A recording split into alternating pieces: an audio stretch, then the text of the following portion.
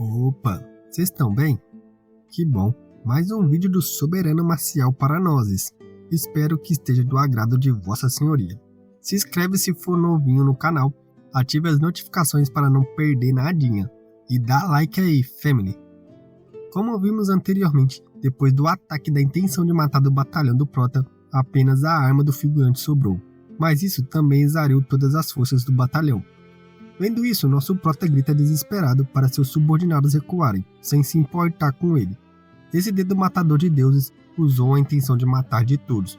A força demonstrada poderia ter facilmente matado um Lorde Marcial. Agora, o exército de 400 mil ficou bastante assustado e não iriam o atacar. O escravinho estava tremendo todo quando viu que seu irmão morreu sem nem sobrar o pó. Ele lamenta e, alimentado por sua raiva, parte para cima gritando que mataria o bastardo do nosso Prota. Seu inimigo número 1. Hoje ele morreria não importa o que.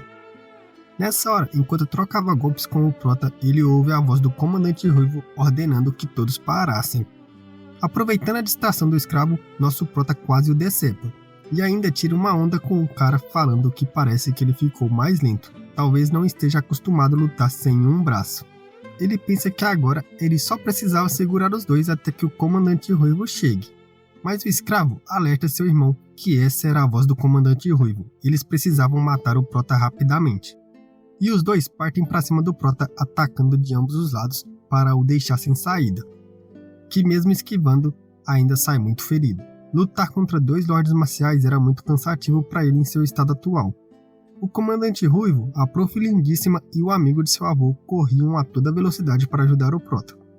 Mas o escravo, já contando vitória, sorri feito um louco, pensando que dessa vez ninguém poderia salvar ali o Xion. Ele acerta um chute arremessando o Prota para o alto e completa o combo junto com seu irmão, lançando uma grande técnica de energia no nosso protagonista, que parecia indefensável.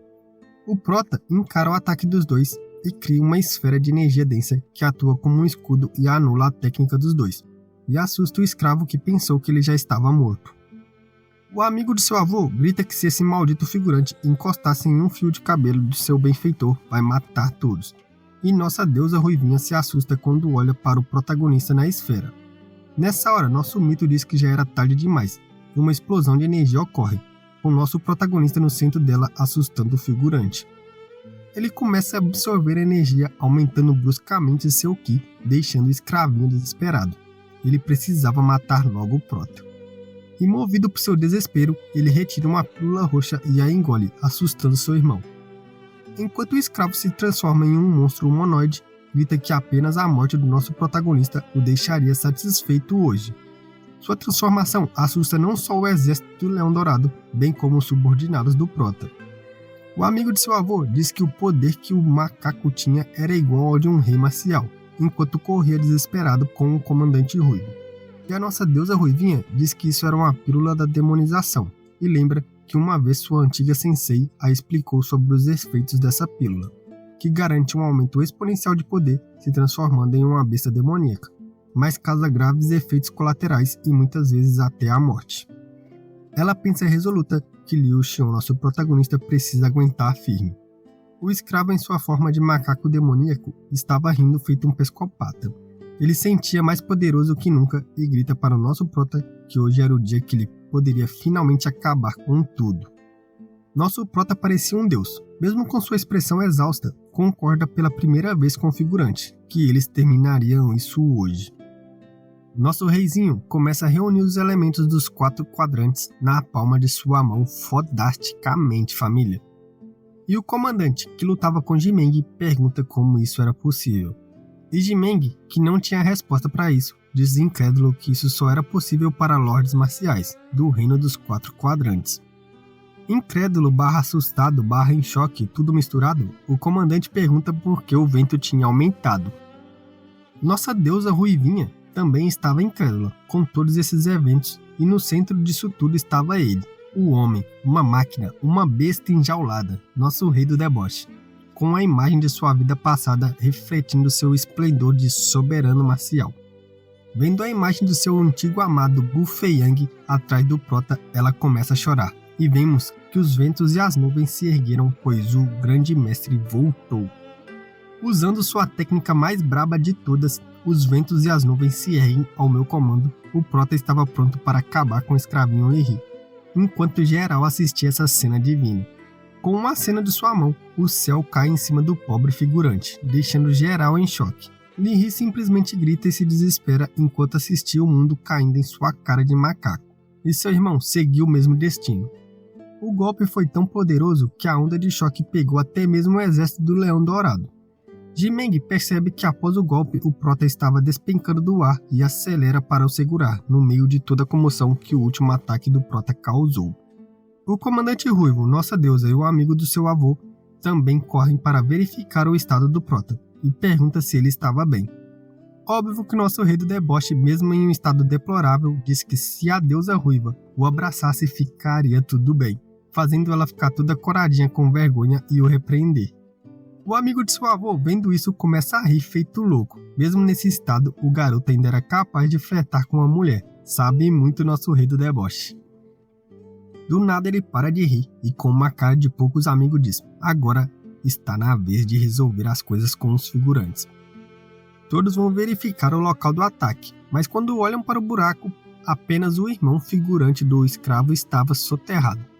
E ficam incrédulos, todos viram perfeitamente o macaco mutante sendo pego em cheio pela técnica, mas ainda conseguiu escapar. O comandante do exército diz que nem mesmo percebeu quando Lee escapou, como aquele maldito fez isso, mas quando estava pensando sobre o fato, percebe os 3 monstros caminhando para cima dele. Ele pensa que estava ferrado, enquanto os subordinados do Prota cercam seu exército com a intenção de matar renovada. Jiarong ajuda o Prota a ficar de pé novamente, enquanto um amigo de seu avô pergunta como eles deveriam lidar com o comandante, que fica desesperado. Como general do exército do Leão Dourado, ele veio investigar os acontecimentos na cidade. Quem ali teria autoridade para o punir? E pensa que não importa o que acontecer, deve inventar várias desculpas.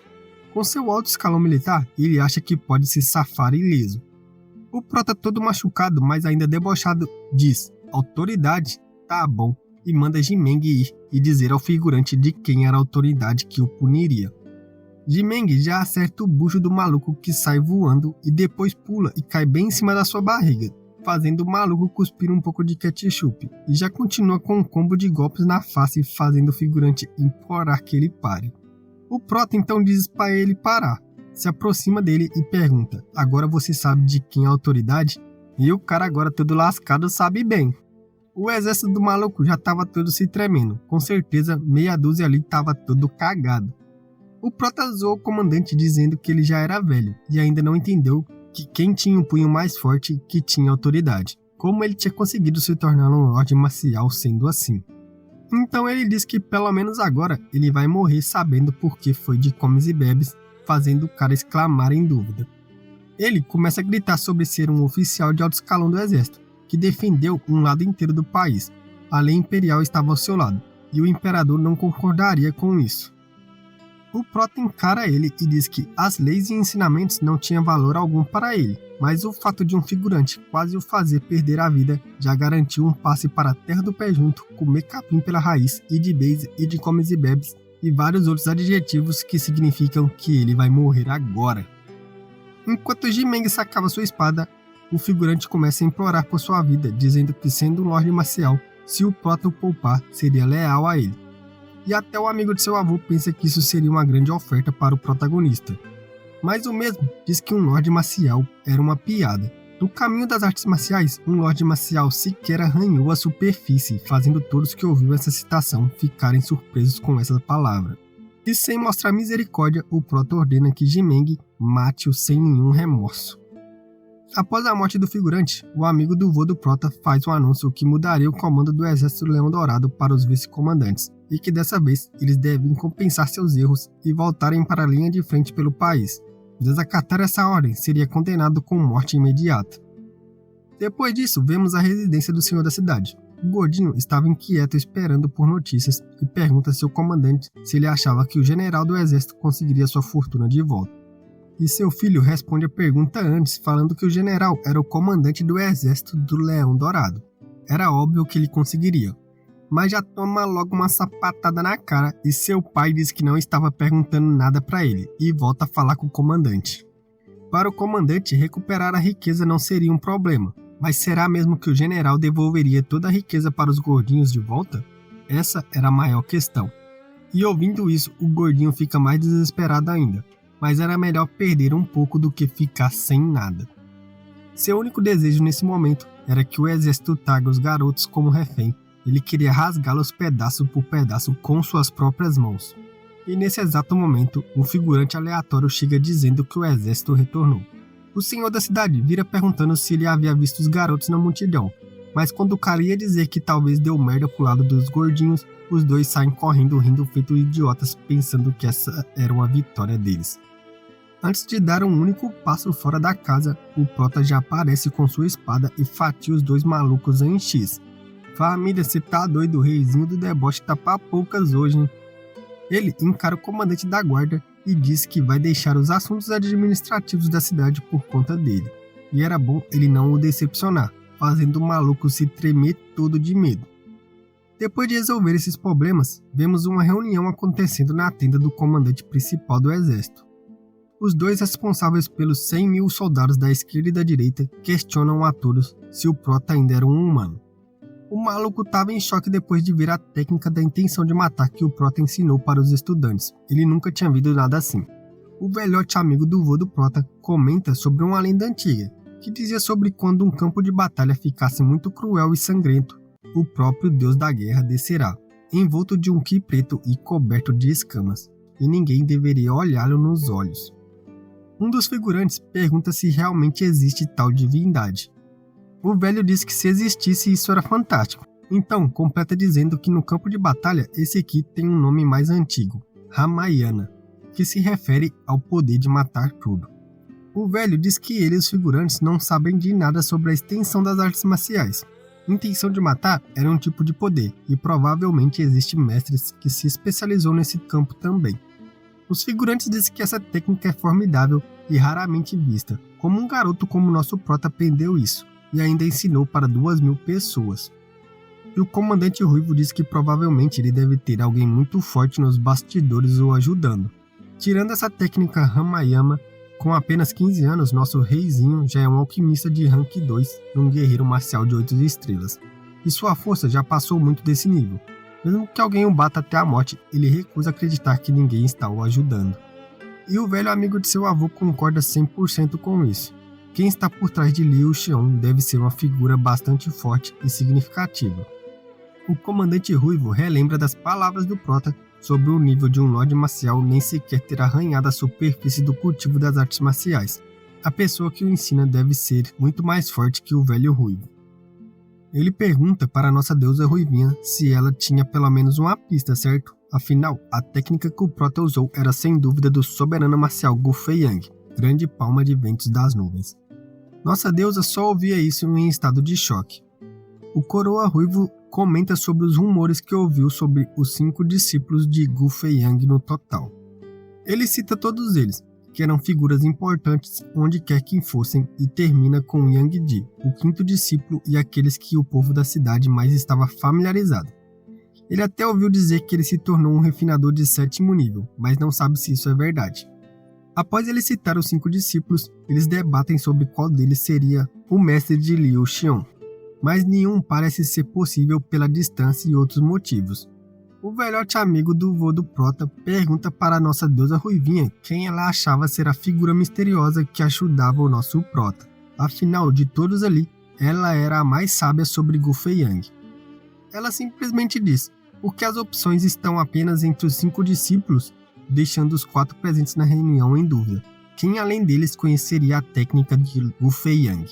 E nossa deusa lindíssima, com uma pose divina, simplesmente diz que embora nunca tenha conhecido os 5 discípulos dele, ela tem certeza que o Prota não aprendeu com nenhum deles. O velhote Ruivo, já imaginando o que ela diria, estava assustado, pois a única opção que sobrou era o próprio deus da porra toda, o soberano marcial Gu Feiyang. E então foi isso, minha família linda. Contemple essa imagem da nossa deusa Ruivinha. Como vimos antes, a Ruivinha disse que as únicas opções não eram só os discípulos do soberano marcial, e sim o próprio Gu Feiyang, fazendo o cara que estava na reunião gritar assustado. Gu Feiyang morreu nas montanhas há 15 anos atrás. Todo mundo sabia disso. E nessa hora a Ruivinha chorando, lembrando de seu amado, diz que ninguém nessa terra poderia matá-lo. Ele deve ter sofrido ferimentos graves e acabou em Chanshui de uma forma ou de outra. Desse jeito, ele acabou se tornando o professor do nosso protagonista por puro acaso. E ela pensa que essa é a única opção. Sorrindo como uma fada, ela diz que tem que ser ele. Seu instinto diz isso. Coitada, mal sabe ela que o nosso prota é o próprio rei da porra toda. Então ela começa a falar que aquele comportamento que choca até os céus, aquele jeito desdenhoso, quem mais além do deus da porra toda seria capaz de transmitir isso? O Ruivo diz então que ela estava dizendo que o soberano marcial, o guerreiro Gu Feiyang, não apenas estava vivendo, mas também estava escondido na cidade. E ela toda excitada fala que não tem outra explicação. O velhote amigo de seu avô diz que se esse for o caso, as frases do protagonista de um Lorde Marcial sequer ter arranhado a superfície do cultivo era provavelmente plausível. Afinal, um senhor marcial para ele era como merda de cachorro. Ouvindo essas hipóteses, o Ruivo diz que se esse era o caso, e existe realmente um inimigo poderoso o suficiente para ferir Gu Feiyang, o deus da porra toda, e ele ouvir essa informação, não apenas a cidade será destruída, como todo o Império da Chama do Crepúsculo. E nessa hora, o amigo do avô do protagonista diz que ele estava certo. Esse assunto terminava ali, ninguém deve discutir mais sobre isso. A Ruivinha então percebendo a crise diz: eu vou dizer isso primeiro. Se algum de vocês espalhar essa informação e o colocar em perigo, eu mesmo o destruirei pessoalmente. O velhote amigo do vô do Prota diz que ela poderia ficar tranquila. Ele tem ótimas relações com a família do Prota, que são basicamente irmãos próximos. Além disso, o comandante Ruivo também recebeu uma grande gentileza do protagonista e não vazaria nada. O comandante Ruivo, ainda em choque, diz que não era de admirar que as técnicas medicinais dele parecessem tão habilidosas e eficazes. Ele foi até capaz de limpar o ki entorpecente que o afetava nos últimos longos anos. E olhando para a professora, ele diz que ela poderia ficar tranquila, todos aqui são grandes aliados. Nessa hora, um figurante chega reportando que eles estavam chegando perto de uma cidade. O comandante, amigo do avô do Prota, disse que essa cidade era governada por um cara que trabalhava para o príncipe mais velho, então entrar nela seria desrespeitoso. Então ele dá a ordem que façam um desvio em volta da cidade. E o figurante confirma, mas nessa hora Jimeng chega mandando todos esperarem. Ele então repassa a notícia que o Prota queria deixar seu exército descansar, e espera que ele permita que o próprio Jimeng e o exército estudantil entrem na cidade para pegar alguns suprimentos. E o cara fica confuso, pegar suprimentos? Por acaso o exército estava com falta? Então Jimeng, com uma cara meio sem graça, diz: espere um segundo, deixando o velho confuso. Então, ele imitando o rosto de gatinho, repete que o protagonista disse que eles estavam apenas pedindo dinheiro emprestado do príncipe mais velho. Algum dia eles vão devolver. E todo mundo na sala fala: esse definitivamente era o comportamento de Li e o Xion.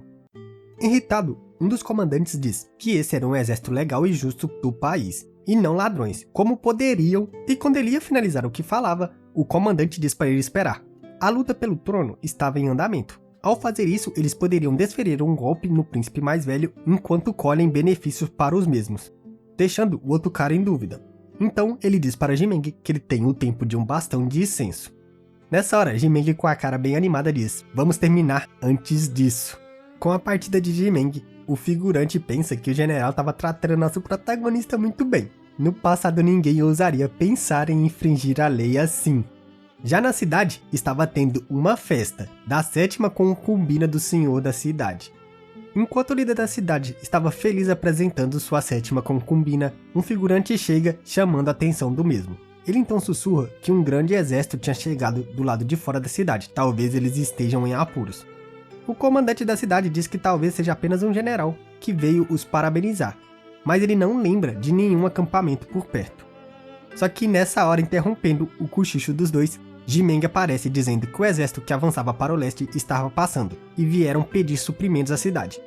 Ele diz que o prefeito da cidade poderia continuar a comemoração.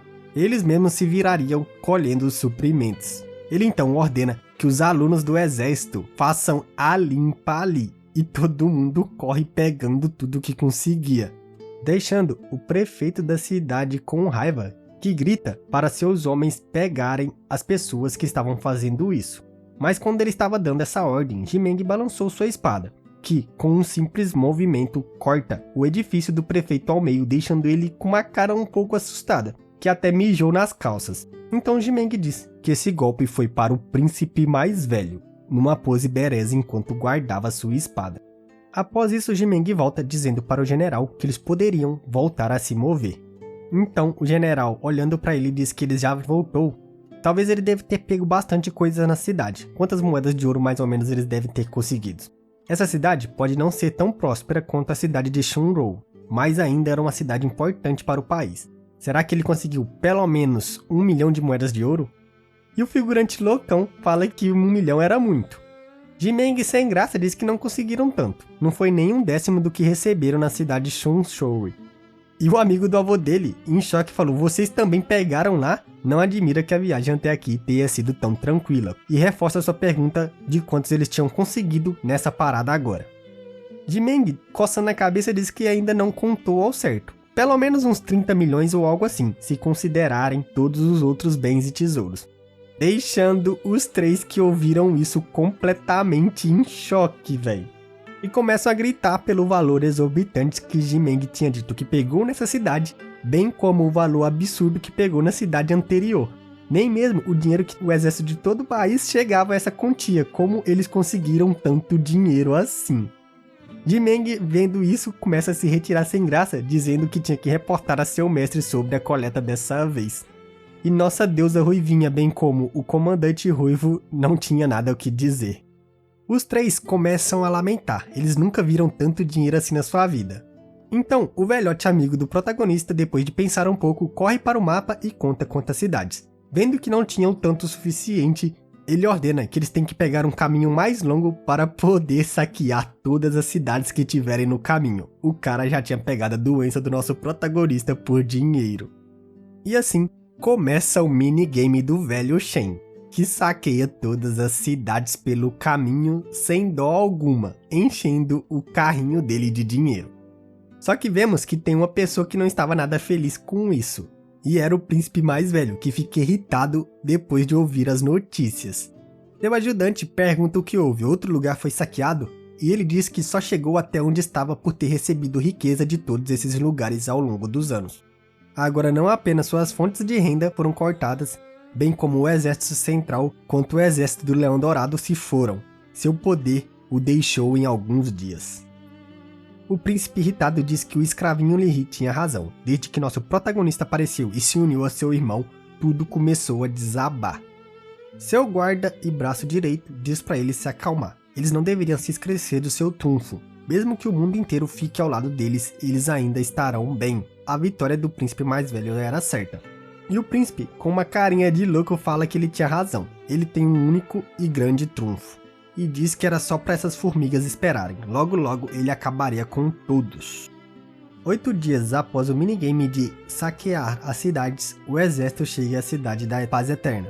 E é recebido pelo senhor da cidade, que diz que se o país das 100 batalhas quiser avançar, eles terão que passar por aqui primeiro. E já que o exército chegou, ele vai transferir toda a sua autoridade para eles e não vai ter que assumir mais nenhuma responsabilidade por isso. Na sala de reunião, todos os comandantes estavam conversando. A cidade estava vazia, pois os cidadãos já tinham recuado. Eles não seriam capazes de acomodar 800 mil soldados, mas não teriam problema com 400 ou 500 mil. E nessa hora, o protagonista chega na reunião, se desculpando por ter se atrasado. Nessa hora, a professora já levanta toda a suspeita e começa a o tratar muito bem, falando que ele deveria ter continuado descansando e tal.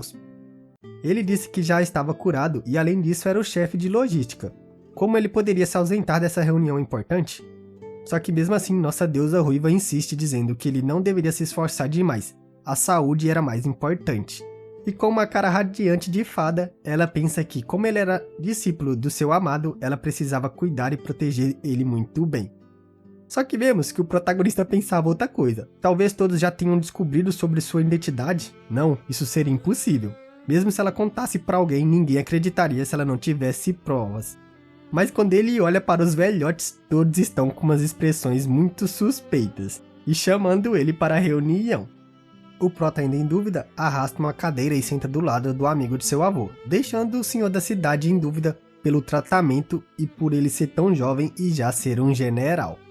O senhor da cidade começa a contar tudo o que sabe sobre o país das 100 batalhas, dele terem tomado as 3 cidades já à frente à sua, mas até hoje não ter feito nada contra eles.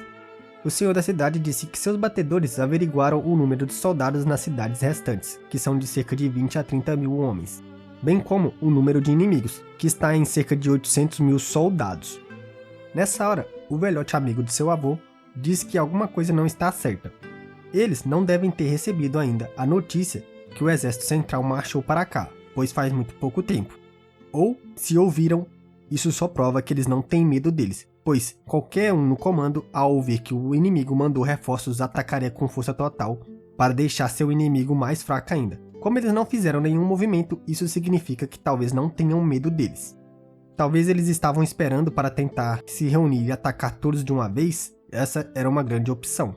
Mas também não fazia muito sentido, pois assim que se reunirem, o exército do país de Chanshui teria uma vantagem colossal por causa do terreno, já que a fortaleza era impenetrável por causa da montanha monstruosa atrás dela. O velhote resolve perguntar para o nosso protagonista o que ele achava, e o mesmo diz que estava bem curioso. Além dessas possibilidades que ele mencionou, por que eles não podem simplesmente esperar para eliminar todo o exército de Chanshui de uma vez só, fazendo todo mundo na sala ficar perplexo com o pensamento dele.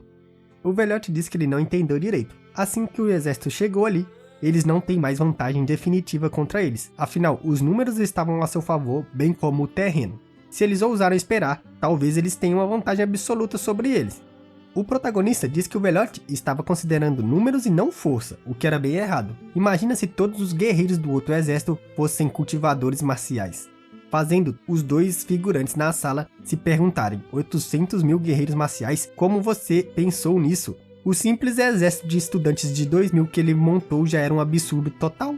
O comandante Ruivo pergunta para o protagonista se ele estava querendo dizer que eles deveriam levar em conta em seus planos soldados de elite. E o prota diz que sim. Por exemplo, só o comandante Ruivo, um rei marcial do reino dos 5 elementos, pode combater pelo menos 100 mil deles. Se o inimigo tiver um grande mestre marcial, então essa pessoa sozinha é suficiente para lutar contra um exército de 1 milhão de homens sozinho. Mas essa era apenas uma hipótese, que ele nem achava muito provável. Se isso fosse verdade, a cidade já teria caído. Para ser honesto, a possibilidade que ele consegue pensar era apenas uma. O objetivo do país das 100 batalhas não era terras nem tomar cidades. O velhote amigo de seu avô diz que ele tinha total razão. Agora eles precisavam verificar as ações do inimigo, e manda um oficial escoteiro escolher 300 homens de elite e investigar rapidamente o país das 100 batalhas. Ele então finaliza as ordens pedindo para o líder da cidade gerenciar os mantimentos e os aposentos e o resto dos seus homens voltarem para seus postos e aguardarem as ordens. Após a reunião, o prota voltava para sua residência provisória com a professora o seguindo. Ele treme meio sem graça e vira dizendo que já estava na entrada de seu quarto e ele poderia se cuidar sozinho agora, e pede que ela volte. Burro pra caralho esse protagonista, viu? Ela sem graça simplesmente diz que ainda não achou um lugar para ficar e estava pensando que esse lugar parecia grande o suficiente, então talvez ficaria ali, deixando o prota perplexo. Pego de surpresa com essa informação da professora, o prota diz que isso não seria muito bom, afinal sua casa já estava cheia. Mas a loirinha simplesmente aparece e diz que estava tudo bem, a professora poderia ficar com ela, afinal a cama era bem grande. O prota fica irritado por causa disso e fala: já que sua cama é tão grande, talvez eu me esprema lá com você essa noite. Afinal, eu ainda não achei um lugar para mim ainda, deixando a loirinha toda corada sem graça. Ela sai gritando e chamando ele de bastardo enquanto funga radiantemente. E a professora diz que parece que ele não a quer ali. Vendo que não tem mais saída, ele diz que não, ela estava louca. Ela era muito bem-vinda ali. Só que ele teme que não seja do agrado dela, por isso que ele estava pensando que não seria bom ela ficar ali. Então, ela passa por ele e diz que estava tudo bem. Ela quer que ele o siga, pois queria perguntar algumas coisas para ele em particular. O prota diz que o lugar é pequeno, mas pede para que ela se sente quando chega num quarto. Nessa hora, a professora fecha a porta, o pegando de surpresa e coloca um cadeado. Vai violar nosso menininho, hein? Ele se pergunta por que ela estava fechando a porta, e nessa hora ela faz vários sinais de dedo, colocando uma barreira sonora dentro do quarto. Vendo isso, o prota estava mais em choque ainda. trancando ele dentro do quarto com ela e uma barreira para que as pessoas não escutem o que acontece ali. Vários pensamentos começam a passar por sua cabeça. Ela não teria adivinhado seu segredo, teria? Talvez ela tenha adivinhado e não consegue suprimir seu amor e admiração de sua vida passada. O CPU do bichinho já estava torrando. Será que ela forçaria ele a alguma ação? Ela faz uma pose muito linda, velho. Que deusa. E ele fica com uma cara de medo. Eu tô começando a suspeitar que esse cara gosta de outra coisa, mano. Vendo que não teria mais jeito, o Prota aceita a situação, já que ele era muito mais forte que ele. Então eles começam a trocar palavras de duplo sentido que se encaixam perfeitamente. E ela começa a tirar o óculos para conversar mais sério. E o nosso Prota, vendo isso, começa a tirar a roupa. Ela pergunta o que ele estava fazendo assustada. Ele diz, me esqueci, eu estou tirando minha roupa, mas um cavaleiro deve tirar a roupa da mulher primeiro e ser proativo. E começa a tentar desabotoar a roupa dela. Só que ele percebe uma áurea de morte instantaneamente. E quando ele olha para cima, o deus da morte olhava para ele. Ele pergunta se ela estava jogando algum tipo de jogo especial, mas ela nem responde e já o ataca com tudo. Se o nosso protagonista não fosse um deus da porra toda, agora ele tinha ido de comes e bebes. Com esse ataque, o quarto inteiro vai abaixo, e ela disse que se ele não fosse discípulo de Gu Feiyang, hoje seria o dia de sua morte, e sai andando com muita raiva. O Prota, sem entender nada, todo arrebentado no chão, fala o que diabos essa mulher queria, e lembra que ela disse discípulo, então ela acha que ele era discípulo de Gu Feiyang. Não admirava que ele foi espancado por nada. E se pega pensando, agora eu virei discípulo de mim mesmo. Após esse fatídico encontro, o Prota ficou simplesmente cultivando nos dias seguintes em seu quarto. Embora ele tenha sofrido um pouco com o ataque da professora, na verdade foi um grande benefício para ele, já que sua técnica do corpo tirânico absorve o ki extremo dos golpes que recebe, e isso avançou muito seu cultivo. Ele pensa que em sua vida passada, a mulher do Palácio da Noite Celestial disse que quando a Prof. Ruivinha tiver relações com um homem, esse cara vai ter muita sorte, afinal, ela deixará uma lasca de seu ki puro no corpo dele. Ele se diverte e se pergunta quem será o cara sortudo que vai conseguir um benefício tão grande. Vemos também que no monumento do Deus do Mundo, dentro de sua consciência, ele continuava a treinar sua alma. Só que era muito mais difícil do que pensava, afinal a técnica que ele estava treinando tinha começado a ter resistência ao comprimido dos 1000 pássaros. Será que ele vai ter que começar a refinar destruindo comprimidos atrás de comprimidos? Ele pensa em várias técnicas que ele pode fazer para avançar seu cultivo e vai precisar coletar muitos recursos primeiro. Só que nessa hora algo acontece. Dentro do monumento do Deus do Mundo, ele ouve algo. A técnica da evolução divina desaparece. O que estava acontecendo? Então, ele sente uma pressão absurda que faz seu corpo tremer. Quando ele se vira para ver o que estava acontecendo, ele vê a verdadeira alma de uma fênix passando. Ele pensa que realmente existia a alma de uma fênix dentro do monumento do Deus do Mundo. Como isso era possível? Nem em sua vida passada ele conseguiu ver uma criatura mística dessa. Quando ele acorda, ele pensa que estava errado. Aquilo não deve ser a alma dela, e sim uma sombra do que já foi. As lendas dizem que as almas verdadeiras de criaturas místicas podem atravessar o espaço e o tempo. Ela nunca ficaria presa nesse artefato. Só que ele diz que isso era algo muito estranho de se acontecer. O que diabos estava acontecendo? E vemos a sombra de Jimeng chegando para avisar algo. E dito tudo isso, esse é o final de mais um vídeo do nosso reizinho do deboche. Se gostou do vídeo, deixa seu like, se for novo por aqui, se inscreve, ative as notificações e comenta o que você está achando. Assim o YouTube vai sempre te lembrar de tudo que sai nesse canal. Eu vou ficando por aqui, espero ver vocês em breve e até lá, fiquem bem. Falou, falou e falou! Não se esqueça que o grupo de membros está aberto por R$5, assim você apoia esse canal para ficar com todo o vapor. Eu fui!